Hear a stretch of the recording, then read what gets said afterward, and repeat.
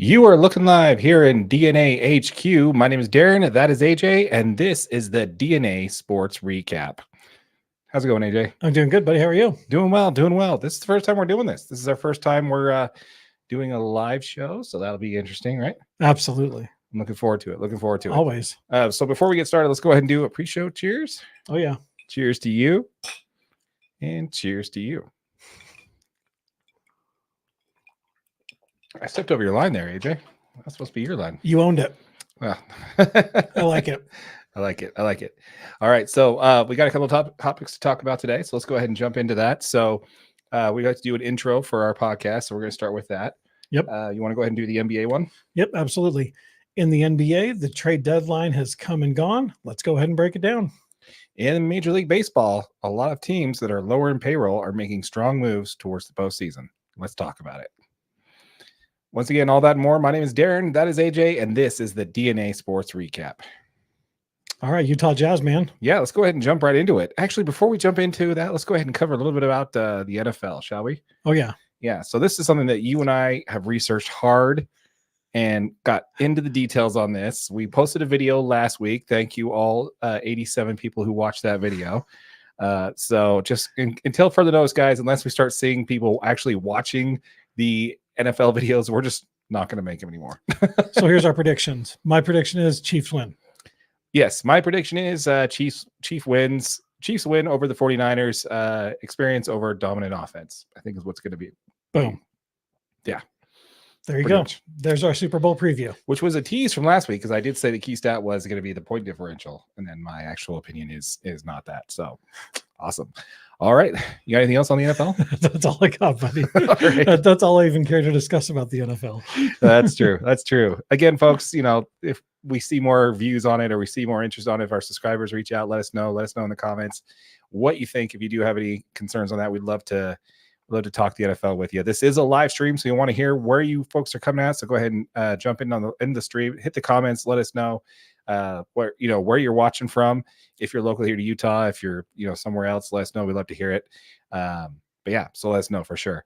Let's go ahead and talk the trade deadline, shall we? Oh yeah, it was a good one. It was a good one. Lots of key. I wouldn't say there was like a bona fide huge NBA blockbuster trade that happened at the deadline that you'd normally see this year. No, nothing huge, but teams were just adding little pieces here and there, messing with salary caps, that kind of stuff. So it was a different trade deadline for sure, but I mean, there was still a lot of stuff happening. Yeah, absolutely. All right, let's go ahead and jump into some of the trades that former Jazz players, because we did see quite a few of those move around a little bit. So let's first talk about Gordon Hayward.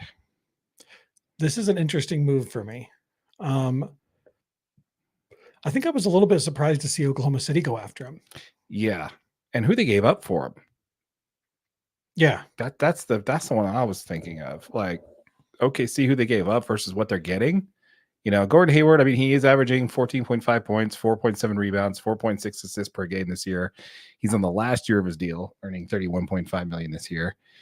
But the Hornets, they gave up the OKC gave up Trey Mann. I'm not going to try that. Can you do that one? The Valise J.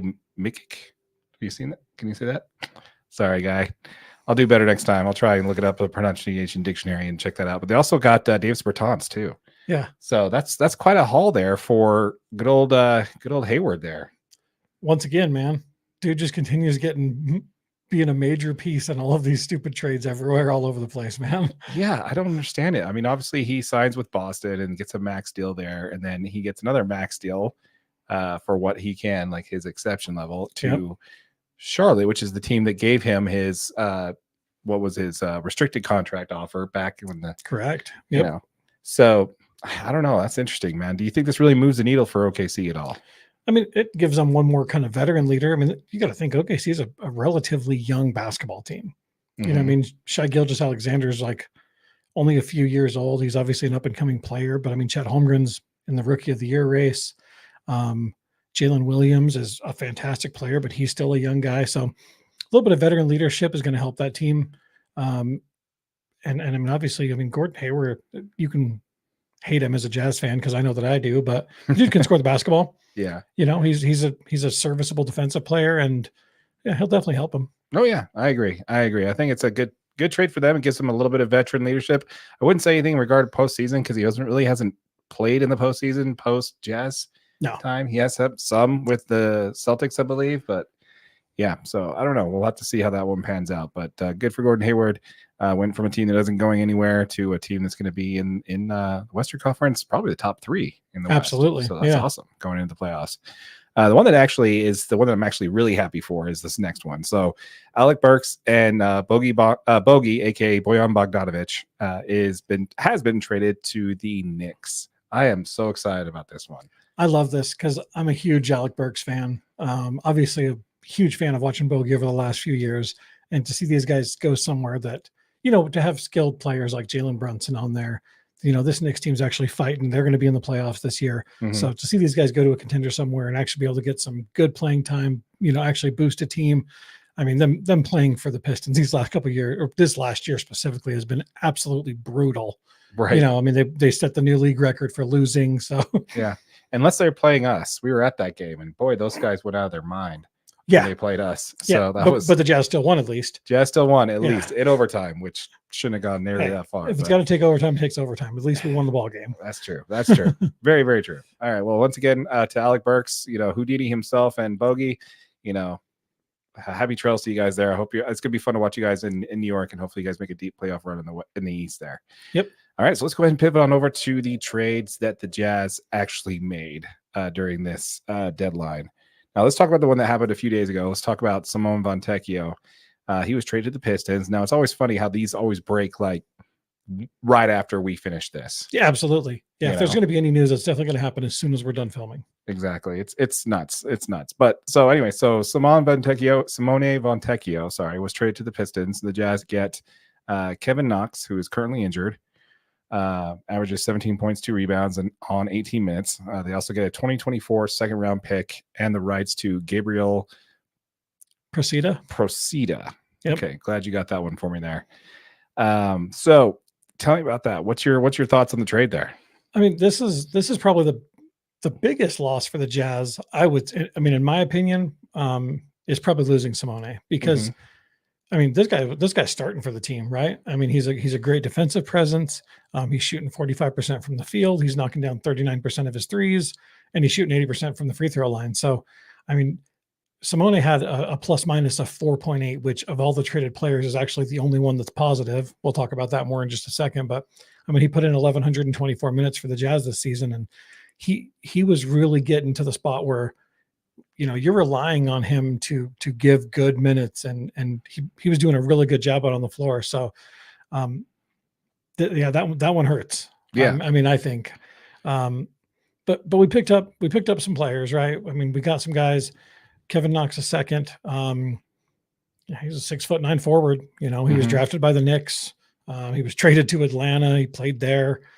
He's kind of been traded back and forth. He ended up signing with Detroit. Right. They actually traded him. He signed back with Detroit. Now they've traded him again. But I don't know. I don't see a whole lot of minutes for this guy on this team. No. He is on an expiring contract, but he doesn't shoot the ball very well.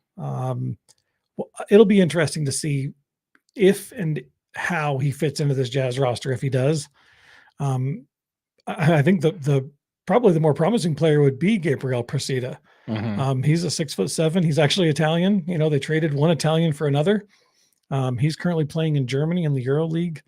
He's kind of one of those draft and stash players, right? Like he's one of those guys that you just kind of get his rights. You kind of wait for him to be ready. But I mean, just in 2023, he was a candidate to win the EuroLeague Rising Star Award, which is awesome. Which is crazy. I mean, that's an award. He didn't actually end up winning it. He was just a candidate for it. But guys that have won that award are Luka Doncic, Bogdan Bogdanovic, Nikola Mirotic, Ricky Rubio, all guys that went on to have big time NBA careers, right? Yeah, I really like that. So let me ask you that: is that the pick? I feel like we gave up Fontecchio for almost nothing. We got a second round draft pick, rights to Gabriel.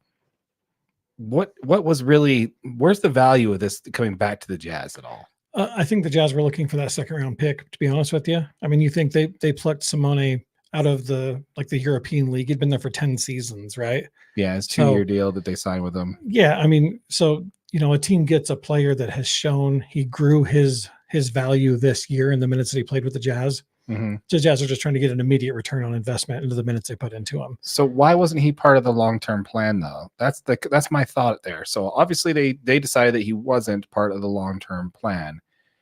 So was it one, just get his value up to trade him, or two, they didn't see enough value out of him to make him part of the long-term plans?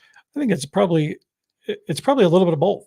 It's probably they gave him enough. He got enough value so that they could trade him, and they saw him. He could probably fit with the Jazz long term, but is he a long term role player for the Jazz? Probably not. You know what I mean? So the fact is because the Jazz current roster, the way the roster is currently constructed, Simone has been forced into a starting role.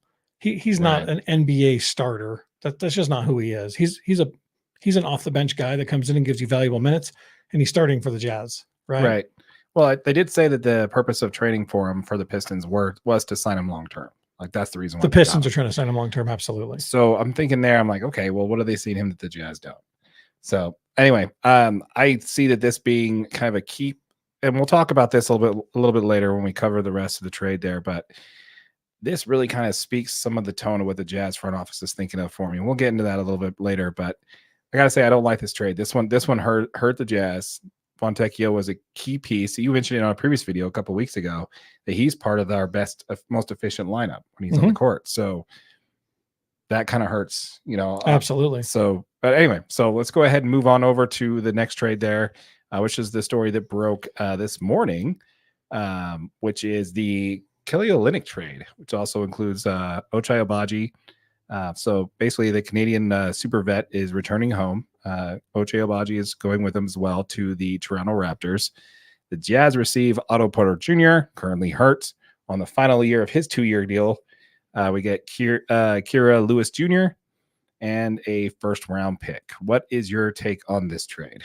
Well, the Kira Lewis Jr. is kind of an interesting one because this dude played a few years with the Pelicans, right? Had a pretty good go with him. He actually started a bunch of games for him to start his career, kind of slowly lost some minutes. He then then this year he's been traded like 3 times. I mean, he was, he got sent with a 2nd-round pick to the Pacers. The Pacers are pretty much turned around and moved him back to Toronto within the Bruce Brown trade. That one involved Pascal Siakam. And then he's assigned to the Toronto G League team. He's only played 105 minutes this season so far, right? Yeah, which is rough. Yeah, he's a 6'3" point guard. Everybody knows the Jazz need 0 point guards at this point, right? Like he's going to be buried on the depth chart. He has been playing a lot of G League minutes. I think the Jazz are probably looking to assign him to a G League team. Mm-hmm. Obviously, with these trades, they're going to be needing to pull Taylor Hendricks out of the G League. So this could be kind of a G League signing, or a 2-way deal kind of thing. Mm-hmm. Otto Porter's been around the league forever. He's an NBA champion. He stopped at Washington, Chicago, Orlando, Golden State, Toronto, now Utah. Like you said, he's hurt. He's a veteran guy. He's going to have some of that veteran leadership that'll help some of the replacement probably from KO. But I don't even know how much he's going to be with the team. Right. I don't know if he's expected to come back this year or not. I didn't look a whole lot into his injury. So this whole pick was centered around that 1st-round draft pick. Yeah. Let's talk about that 1st-round draft pick for a second, because it may sound like this is basically what I've been gathering. And this is kind of, this is also echoed by Spence Checkets on the ESPN 700 on the drive this afternoon, that basically what Danny Ainge and the Jazz were looking to do was basically the first player. There was plenty of interest in KO.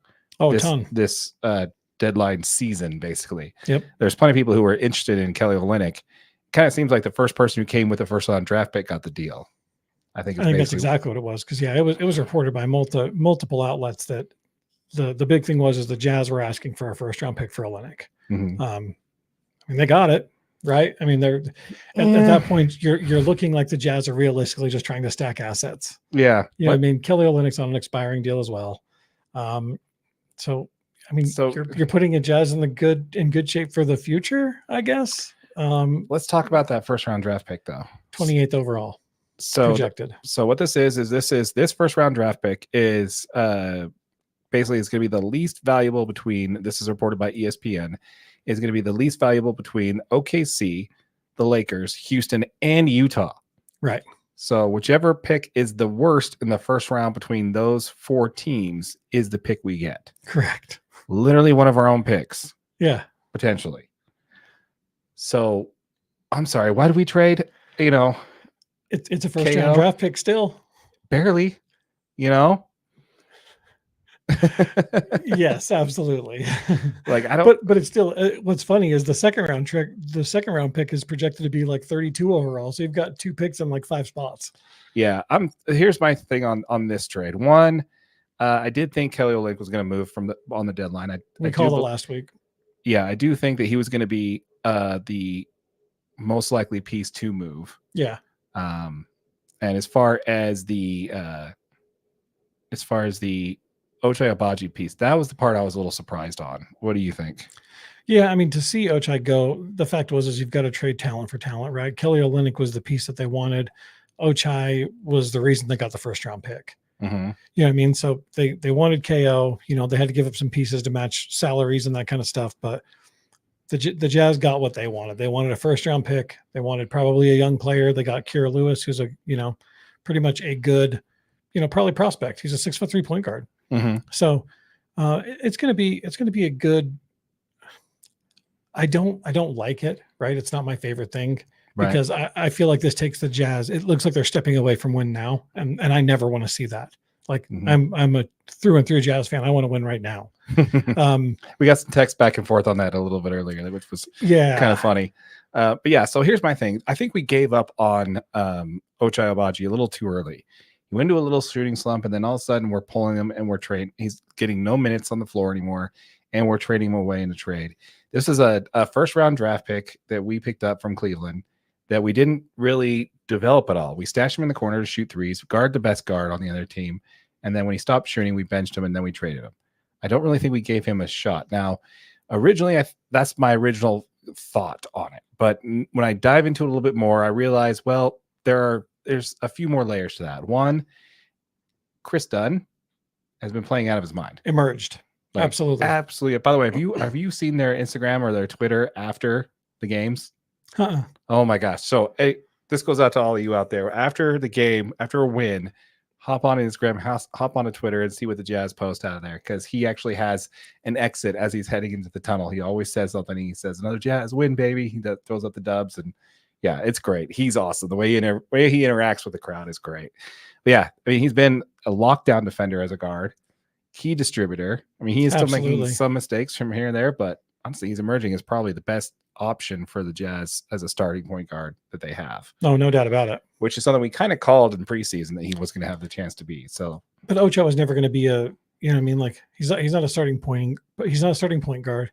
He's definitely not a starting shooting guard because he doesn't shoot the ball well enough. Mm-hmm. So he kind of fits. I do feel like the Jazz gave Ochai a pretty good opportunity to kind of take over some more minutes, and Ochai just didn't step up to the plate, man. Yeah. He needed to capitalize on these opportunities and knock down shots and not turn the ball over.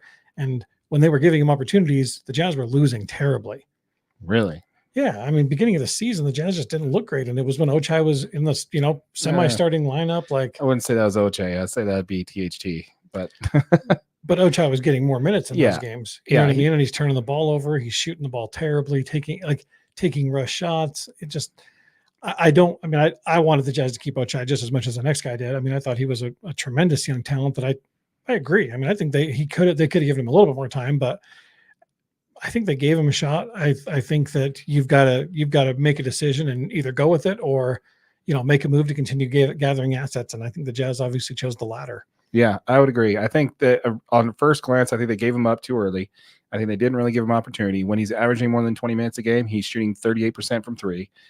Which is a key stat I think that they really didn't kind of look into a little bit more there. But when it comes to that, I think that with the emergence of Chris Dunn and how well he's played and what we're getting out of Colin Sexton, when it comes to that, and you also got JC. I think you're just going to have to shore up your lineup a little bit more. You're going to have to, and the minutes that was going to go to him, you'd like to see, Bryson Sensabaugh get some time with the big league. Yeah, I mean, I think Bryce Sensabaugh's got a chance. I mean, now that he's finally had some G League time to adjust to the pace. The dude's a really talented scorer, but the fact is like the game's actually coming on right now. I'm curious to see who they have out on the floor. Right. Yeah. It's going to be completely different. Taylor Hendricks is going to see some more minutes. The Jazz freed up 60 minutes a ball game with just trading KO. I got that. Yeah, 60 minutes in a ball game, dude. That's insane. Yeah, and they're gonna have to cover that somewhere. So hopefully we're gonna see a lot more playing time for Taylor Hendricks. Obviously, Keontae George is gonna get more time. By the way, how good has he been lately? Unreal, dude. In the fourth quarter, we're talking like lockdown. He's averaging 10 points a game in the fourth quarter in the last couple of games. He's finally, I think, gaining some of that confidence that was really, really needed. You know what I mean? Because like he's always a confident player, but there's a difference between being a confident basketball player and being confident in your abilities in the NBA. Mm-hmm. This isn't just a basketball league. This is the best basketball league in the world. Can you step in and make plays when you need to and be that guy that can take the big time shot? Absolutely. And I think those are the shots Keontae's looking for now. Yeah. I mean, like he enjoys getting the ball, with the game tied up and, you can go ahead 3, like he wants that shot. Mm-hmm. And that's the guy we need, right? That's what we saw Donovan Mitchell do in his rookie year. And obviously he ascended. So this is a big time pickup, right? I mean, to continue to have Keontae going, the Jazz it's going to be a different roster, but I mean, I got faith in Will Hardy. I think he can continue molding into what we want to see. Yeah. The good news is we're going to get some time, like you mentioned, 60 minutes to spread around throughout the rest of the team. And I think a lot of that is going to go to some of the rookies so we can get to see what we have with those 3, whether they're going to be. The bad news is that I do think exactly what you mentioned it before. This kind of definitely shows where the Jazz's top brass's mindset really is. It is stay the course. They did not see enough from this team to go all in on some of these assets and trade for a player and try and make a push for the playoffs there. They do get a play-in spot, great, but I don't think the front office is going to flinch on any of this. And it's going to, like I said, I know you don't agree with me on this one. I think you want them to compete and get a chance every year. Always. But I do think this means at least this is a good indication that it could be another 2 or 3 seasons before the Jazz are really even going to try and compete for a championship, I think. Go Jazz. I wanted to make a run to the Western Conference playoffs this year. Absolutely. Let's go for it. I mean, right now they're sitting in the 10th spot, right? I believe still. Yeah. They're just outside or just in. I haven't really looked at the standings today, but yeah. So I do think this is basically a move that's just like they did last year. This is the second year in a row where they traded away contributing players on a winning team, and just to kind of build draft assets. And let's just hope the Jazz make it fun to watch. I hope so, man. I really do think they will. Yeah, I agree. Let us know in the comments down below, folks. Let us know what you think as far as the Utah Jazz trade deadline. Did they make the moves that you wanted to see? Are you okay with this? Are you upset about it? Who are you going to miss the most? And who are you happy that we got? Let us know all your takes and all your feelings about that in the comments down below. We'd love to hear it. Yep. And if you're watching on YouTube and one of our short videos later, make sure you know it is available audio only wherever you get your podcasts. Absolutely. And if you want to see more on the Utah Jazz, it's also going to be right here for us. All of our coverage for the Utah is going to be on the playlist right below here. Make sure you hit the subscribe button in the middle. And that is where you can subscribe to our channel so you don't miss out. We're giving away $500 to 5 lucky subscribers. Make sure you're subscribed and hit the notification bell so you don't miss out on that. For those in the live stream, that is actually for our YouTube videos where we're putting those out. So appreciate you being with us on that and sticking up with us. So let's go ahead and pivot over. You got anything else on the NBA? That's what I got, man. Go Jazz. Yeah, that's right. Go Jazz. Let's see it. I'm coming around on the uniforms, by the way. I told you they weren't so bad. I like the white uniforms, the white uniforms with the like they dropped the highlighter on it. I think it's good. It's good. Did you see they dropped the yellow jerseys for the rest of the schedule? For the rest of the season. Yeah, that's interesting. Fan feedback is quite an important thing to Mr. Ryan Smith. I'm telling you, it's got to be. What's more important is which ones they win in. That's what I care about. Okay, so we switch colors? We need to switch colors. Let's go ahead and talk MLB baseball. Okay, hold on. We got to switch colors too. Switching colors.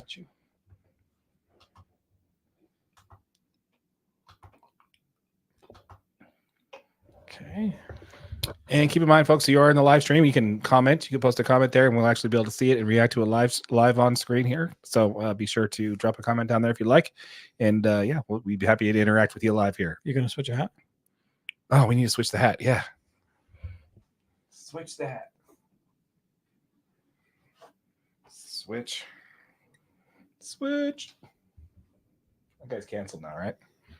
All right. Okay, MLB. All right, let's go ahead and talk a little bit about Major League Baseball, shall we? Let's do it. All right. So, where do you want to start? Corbin Burns. Okay. Yeah, let's talk about the Corbin Burns trade, shall we? Absolutely. Okay. So we talked a little bit about this last week, didn't we? No, it happened right after we shut it off, I think. Yeah. Okay. Well, let's recap what we talked about last week. The Baltimore Orioles announced we announced last week on the show that the Baltimore Orioles were sold. Yep. The crappy ownership gone. Yep. And now the new ownership group came in, and we did exercise a bit of caution, because you go from one cheap owner to another, and that isn't necessarily a recipe for, it doesn't necessarily mean just because you get new ownership they're gonna play better, or they're gonna spend money. But we were hopeful because that ownership group did include the Iron Man himself, Cal Ripken Jr. So we were hopeful, and boy, they did not waste a minute on that. Straight away, they proved us right, wasting no time. They went with the best pitcher available, Corbin Burns, and they also B-Town gave up infielder Joey Ortiz, lefty DL Hall, and a 2024 draft pick. So, Corbin Burns, man, what do you think about this trade? I mean, like you said, it's one of the best pitchers available, right? I mean, the Orioles went, immediately going all in. Mm-hmm. I think it's fantastic. Yeah, I can't believe it. It blew my mind, man. Like literally, within the same week of the team being sold, they went out and got the best pitcher available. Now, the thing that's funny about this is that Yankees fans, man, they should be pissed right now. How come? That's all they got for him. Joey Ortiz, the left-handed DL Hall, and a 2024 first-round pick, 24 draft pick. Yeah, that's not a lot for a Cy Young and a perennial Cy Young contender. Right. They didn't give up much for him. And I'm willing to bet you, as a Dodgers fan, I'm a little upset with the fact that that's all. Like, seriously. They stole him. Yeah. Like, that's not a lot to give up, even if it's only 1 year, right? But still, this guy's going to ball out. It's his contract year, man. So I was like, that's not a lot to give up for your frontline ace. I'll tell you that right now. Pretty crazy. That is crazy. So congratulations, Baltimore's fans. Not only in the course of 1 week did your owners switch out there and you got better ownership, but you're already proving the fact that you guys are going to improve the team and go from 100 wins to adding a frontline ace and Corbin Burns. So congratulations, guys. That's awesome. Yep. Love it. Okay. So Bobby Witt Jr. signs a contract for 14 years, 11 guaranteed, worth $288.7 million. Pretty long-term commitment from the shortstop. I mean, he was taken second overall in 2019. What's your thought on this one? So look out for the Royals, man. We said it in a previous video. Check it out. Look out for the Royals, man. Yeah. Okay, first of all, this contract is insane. This is the largest contract that the Royals have ever given out. Right. Which is insane to think about, because they're a pretty decent team and they've put out some decent contracts. But yeah, so this is the largest one they ever put out. It's a 11-year, $288 million deal, $288.7 million deal. The extra 3 years that you mentioned there is a club option. So after 11 years, he's still balling out of his mind. They can sign him for an additional 3 years at $89 million, which right now sounds like a lot, but trust me, in 11 years, it's probably not going to be a steal in 11 years. Yeah. So I love this move, man. It's locking up your best talent. I mean, he did his slash line. He was batting 276 this year with 30 home runs and 49 stolen bases while playing Golden Glove level defense there at shortstop. So this is a future talent. I was actually looking forward to hitting free agency to see him get out a winner. But honestly, man, I think this is just the Royals making the perfect move on re-signing their best player. They're basically their face of the franchise going forward. Yeah, this is great, man. I don't know. What do you think? No, that's awesome. I mean, I think it's absolutely they did the right thing, right? The Royals knew that they needed to get this guy. They had to lock him down. They had to put him on a long term. They've got a whole new team, right? They're trying to build a brand new team. They just happen to be building a brand new stadium.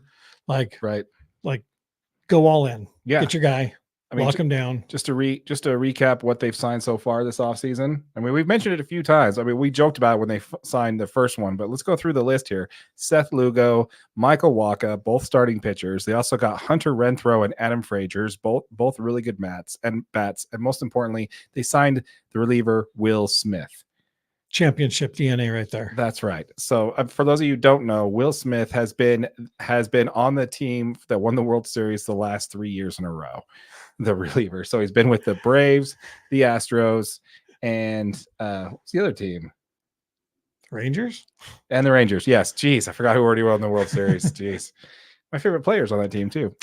But yeah, so I'm just telling you, man, we called it a couple months ago, but seriously, that is a winnable division. The team knows it, and they're pushing the chips in the middle, and they're making a run at it. They spent $100 million this offseason for a team that only had $100 million payroll last year, 130-ish around there. So, dude, fantastic. Way to go, Royals. Again, another fan base that is usually in the bottom of the payroll, really pushing it and really going for it. I love it. Okay, so I know you wanted to go into the Jackie Robinson statue situation before we jump into Dodgers news. Yeah, okay. So did you hear about the story? Absolutely. Okay. Do you want to recap the story? Well, I mean, so on July 25th, 2024, just obviously a couple of weeks ago. January, not July. Oh, January. It's the same The thing. clairvoyance. Yeah. AJ from DNA. Yeah, it's pretty much the same thing. New segment. Jackie Robinson's statue was stolen and destroyed. They obviously find some of the pieces in a dumpster, burned, destroyed. They find a van that was part of the heist. Terrible, man. Absolutely terrible. Yeah. So do you want to know okay, did you hear how this was branded in the media? I didn't. Okay, so this is something that we talked about quite a bit over the last little bit, when it came to Shohei Ohtani and Yamamoto, how the guys just wouldn't let these people make the decision. Everybody's just wanting to be first, wanting to catch headlines, wanting to clickbait, right? This one was branded as a hate crime. This was done. It was branded as a hate crime. It was branding. It's actually one of them. Actually, I believe it was the Star, the local Star, Wichita Star, Kansas City Star, or something like that. Actually said that Jackie Robinson statue lynching. They put it in the title of the article. No, they did not. They did. And so, I mean, I can understand it, right? I can understand when you see somebody who is a civil rights activist at the statue is cut down and it's burned. Cut off at the feet and burned. That, yeah, you can obviously see that as a hate crime, but you got to be careful, man. You really got to make sure that what you're doing, you got to check your facts, man. You can't just be throwing stuff out there just to be the first and just to try and click on headlines, because honestly, it's ruining a lot of sports media, and it's hurting people's livelihoods, man. Like even Ohtani, he had to apologize for taking a week to make his decision, which is stupid to me. Like, why would you have to apologize for that? Turns out, did you know what really happened with this? What? It turns out it was a couple of meth heads that cut it down. They were trying to melt it down for the raw material, which, because it's made of bronze, they were hoping they can sell the raw material for more meth. Well, fail. Hate crime of the century, guys. Seriously. That's basically what this was. And obviously it is a travesty to have something like that, especially a statue that's for League 42, which is a nonprofit baseball league in the area. But it still just blows my mind that that was the first place they went. They didn't fact check. They didn't find out who did it. They didn't find out why or get any of that motives. They just ran with the headlines that it was a hate crime, and everybody had to react to that. I don't know. What do you think? Do you think the meth heads realized it was on 125? On 125? On January 25th. Like, no, I mean, does that make what's January 25th? Does that not have any relevance? No. No. No. It was your birthday. It was your 42nd birthday. That's it. Yeah. So the news broke on my on my birthday, January 26th, which happened to be my 42nd birthday. So it was just bad timing all around there. But fail. Yeah. So it's interesting, and I think it's a little ridiculous. Yes, and obviously the people chimed in and raised enough to replace the statue, and then MLB stepped almost in. Twice as much. Yeah, MLB stepped in and said they're going to take care of it too. So. I think that's good on MLB to do that, and I think that's super awesome that everybody chipped in on that. But yeah, it's just a simple non-story that made it into. I mean, obviously it's a story because someone tore down a statue of a civil rights activist and a baseball legend, but it didn't need to be blown into what it was, and that's just again the media, sports media, just going crazy and not really doing their due diligence again. Yeah, so, absolutely. I don't know. What do you think? Yeah, no, I agree. They just need to get. I mean, they got to get. Sports media has to be better at approaching all of these situations, right? Like, yeah, it's become so everything's just clickbait. Yeah. It's all just got to happen as quick as possible because everyone's got their phones in their hands. So Yeah, absolutely. And I think it's a little ridiculous. But anyways, let's go ahead and move on to a little bit more lighter subject here. Let's go ahead and talk about let's talk a little bit more about baseball and spring training right around the corner. Let's go ahead and dive into some of that. okay, deal. What about Mookie Betts? Okay. All right, do you want to break down these comments? Yeah, absolutely. Okay. Mookie Betts comments, every game against the Dodgers will be the other team's World Series. What's your thoughts? And do you think the Dodgers get everyone's best all season long, Darren? Let me answer that question by asking you a question. Okay. Is Mookie wrong? No, not at all. No, of course not. Yeah. With a few exceptions, with the exceptions of the Braves, Astros, and maybe the Phillies. Every team is going to bring their best to try and beat the Dodgers, trying to beat this juggernaut of a team. And that's basically all he's saying. Everybody wants to take down the top payroll in baseball. Everybody wants to take down the favorite in baseball. Most of these teams are not going to make the playoffs, even though with the expanded playoffs, it does feel like everybody who doesn't, have a losing season makes the playoffs. But he's not wrong, man. I mean, this is just a simpler way of saying, everybody's going to give us their best and we got to come prepared. We can't take any games off because everybody we're going to be playing is going to be playing to win because they want to beat the best team in the league. Yeah. That's basically what those comments mean. I don't know. What do you think? No, I mean, I totally agree. I mean, I think everyone's going to be playing, and I don't know. I do agree though. Like, yeah, absolutely. Everyone's going to be playing their best baseball because, I mean, it's been pretty widely known that the Dodgers spent some money this year and they got they got some deals, and I think they're going to see everyone's top game. They're going to get teams aces, and to just say, yeah, the Dodgers weren't that great. We beat them that game. It's still Major League Baseball. You're still going to be able to beat anybody on any given day.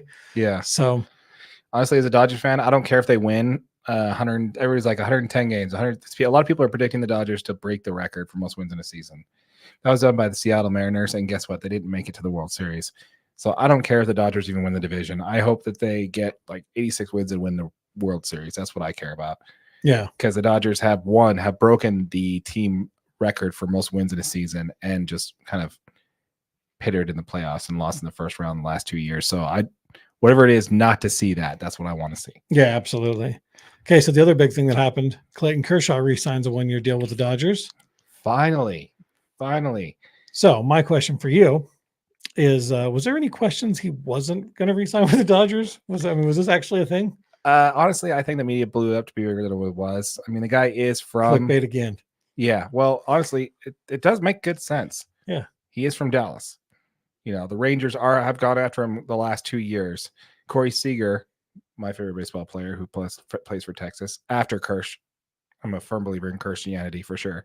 But other than Kershaw, like Corey Seager is my favorite player, and he tried to definitely woo him last year because right now Kershaw's in this sign a year deal kind of thing. And honestly, he's like 37, isn't he? Yeah, but he's earned that, right? Like he's a first ballot Hall of Famer. He has, and he's been hurt, and he's, his velocity wasn't what it used to be. When he decides to hang it up, he decides to hang it up.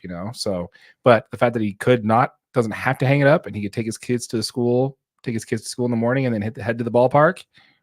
Not necessarily a bad thing there. But when you look at the odds there, like half of that team is hurt and not going to be back until, around Jacob deGrom and Scherzer aren't going to be ready until midseason anyway. So would he be. So they're going to be they're going to be asking a lot more of Clayton Kershaw than the Dodgers are. Yeah. And he actually signed a 1-year deal with a player option. So basically, if he's not going to be ready, he's not going to come back until probably around July or August. And if he's, not ready, if his rehab's not there, then obviously he'll have a player option to play the next season in 2025. Yeah. So absolutely, all is right with the baseball world. Clayton Kershaw will be a Dodger this year, hopefully again next year. And yeah, I just don't, it's very rare that a player gets to choose to stay with a franchise. It's usually the team that decides whether or not their player gets to be with one team for the whole run. And Clayton Kershaw's earned it, and I'm really proud of him. Really happy for him, and I'm glad he got the shoulder surgery. That's probably about 2 years overdue. I really hope that he comes back strong, healthy, and he gets to play the best baseball of his life and gets to enjoy these next couple of years, man. Because now he's on a team where he's going to be the fourth or fifth starter. He's not going to be required to be the ace. Yep. He just go out there and ball, Yep. which is fantastic. I liked his comments. He said it's amazing to see what the organization's done this winter, and he just wanted to be a part of it. That's fantastic. Yeah. Which is really funny when you think about the whole Shohei Ohtani thing. He's going to be in the rotation next year. Absolutely. So you got Yamamoto, Shohei Ohtani. You got what's his name that we got from Tyler Glass now, and then Bobby Miller's probably going to be in form there as well. Who knows what happens with Walker Buehler? He'll be a free agent at that time. And then Clayton Kershaw. That's pretty stacked, man. Yeah, pretty stacked. Absolutely. So I'm super excited about it. Happy day for baseball fans. I actually have a friend who's a Yankee. He says I 100% agree. I'm happy that he signed with the Dodgers because honestly, it just wouldn't feel right if he was on another team. That's coming from a Yankees fan. So, yeah. Absolutely agree. I think it's awesome. Glad to have him back. Looking forward to the season. The Dodgers, I believe they report to camp in less than 2 weeks. It's crazy. It's already starting again, man. Yeah. I think we have baseball this month, and then we have opening day is the end of March. Right. Which is going to be awesome. So yeah, really looking forward to it. Yep. You got anything else on baseball? Just a couple other free agency signings. Just see Altuve signed a 5-year extension. Yeah, no, that's awesome. Good for Altuve. I mean, he's one of the players that I really liked on the Houston Astros team. He's the one who actually got on record, never said himself, but all his fellow players said that he never accepted the trash can thing. And whenever they begged for him, he got really upset. So, everybody boos him still to this day, but unfortunately, and he wears it, and it's unwarranted. He wears it, even though because he probably should have said something.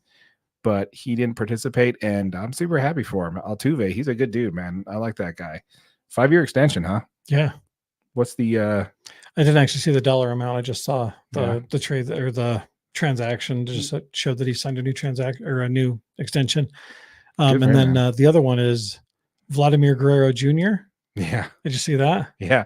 Broke the record for arbitration. Yeah. It seems like this happens every year. Every year. The salary cap keeps going up, man. It started with Cody Bellinger, and then it was, oh gosh, who was it? Then I think it was Judge, and now I think it just keeps every year it gets beaten. So what did you have Guerrero's numbers there?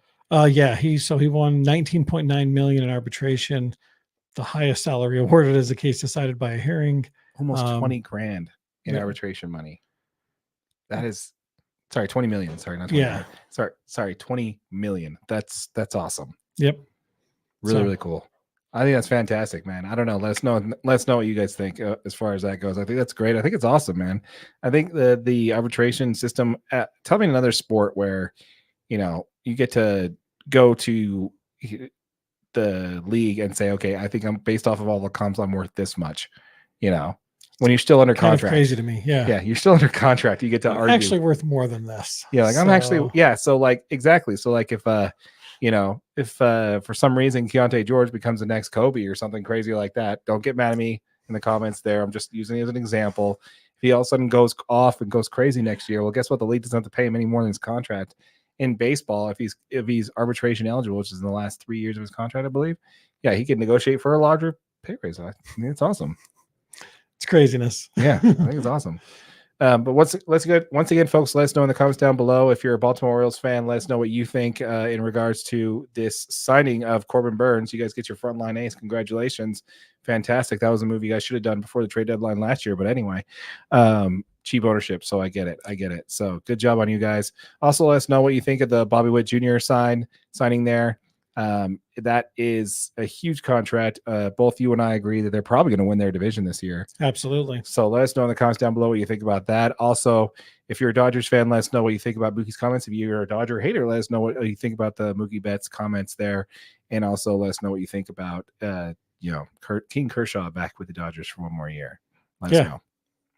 Absolutely. And if you're watching on YouTube and one of our short videos in the future, make sure you know that it's available as a podcast right here. And it's also available anywhere you get your podcast, audio only. Absolutely. If you want to see more coverage on the Major League Baseball, we'll have that for you in a playlist right here. So make sure you click on that to see what else we've covered in Major League Baseball in the past. There's going to be a subscribe button right here in the center. Make sure you click on that. We are giving away our first $500 we earn in AdSense revenue back to our subscribers. 5 subscribers are each going to earn $100. So make sure you subscribe, hit that notification bell so you don't miss out on that.